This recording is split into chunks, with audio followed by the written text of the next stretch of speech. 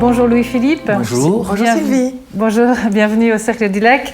Alors dans quel secteur d'activité évolue Bioneering ? Bioneering évolue dans le pharmaceutique et la biotechnologie et développe des machines typiquement de laboratoire ou de production. D'accord. Et quels sont les clients de Bioneering ? Ça va des PME jusqu'aux grosses sociétés telles que UCB ou GSK. Alors j'imagine qu'en 2020, Bioneering a dû se réinventer comme beaucoup d'entreprises. Quelles ont été les innovations ou les nouvelles activités qui ont été mises en place ? Vu le manque de masques au début de la crise, j'ai décidé de développer une machine de décontamination des masques faciaux par radiation UVC intense.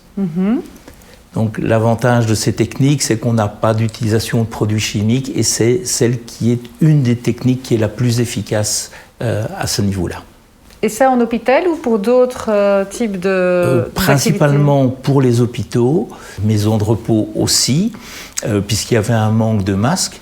Mais comme actuellement on a suffisamment de masques, c'est un produit que l'on réattaquera un petit peu plus tard quand on daignera parler d'écologie, puisque grâce à cette machine, on peut utiliser les masques au moins 10 fois sans aucun problème. Nous avons fait tous les tests au niveau biologique, au niveau respiratoire et au niveau virologique. Donc nous avons même fait des tests avec des Covid pour voir que le système décontamine parfaitement. Et des secteurs comme par exemple la dentisterie pourraient être intéressés ou d'autres types de métiers ? Certainement, mais au niveau, comme ce sont des machines qui ont une relativement haute productivité, ce sont des investissements qui se justifient à partir de cabinets qui ont au moins une dizaine de personnes. Mais justement, nous avons un autre produit que l'on est en train de développer et qui est une protection du personnel grâce à une cagoule mise en surpression. Donc ce produit-là existe dans l'industrie chimique lourde, mais pas spécifiquement pour l'industrie pharmaceutique. Donc le produit n'est pas bien adapté aux demandes et pose toute une série de problèmes, notamment de décontamination de ces cagoules qui sont relativement chères. Et donc nous avons décidé, à côté du développement d'une machine pour décontaminer ces cagoules, de développer notre propre cagoule qui va travailler en parfaite symbiose avec nos machines. Et quels sont les besoins aujourd'hui de Bioneering pour que justement cette activité soit un succès ? Nous avons fait toute la première partie de développement entièrement en fonds propres et pour développer les prototypes de cagoules, de systèmes de compresseurs et la machine de décontamination des cagoules, nous avons besoin encore d'une centaine de milliers d'euros. D'accord. Et là, vous avez déjà des pistes ? Nous avons une piste qui me semble relativement intéressante, c'est le prêt coup de pouce. C'est un prêt qui dure 4 ans et qui donne un intérêt brut de 7% et demi, ce qui fait un intérêt net de 5,25%, ce qui est relativement intéressant. Et grâce à votre aide, nous pourrons aider le personnel soignant à mieux se protéger.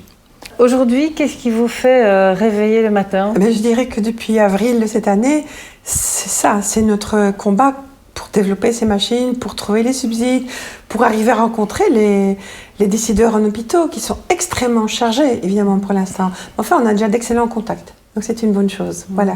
Alors, si vous deviez définir en 2-3 mots vos passions, vos intérêts dans la vie ?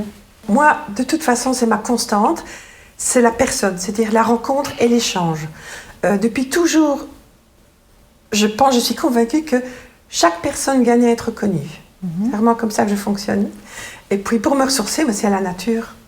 Que ce soit le jardinage, la balade, les oiseaux qui me passionnent beaucoup aussi. Voilà.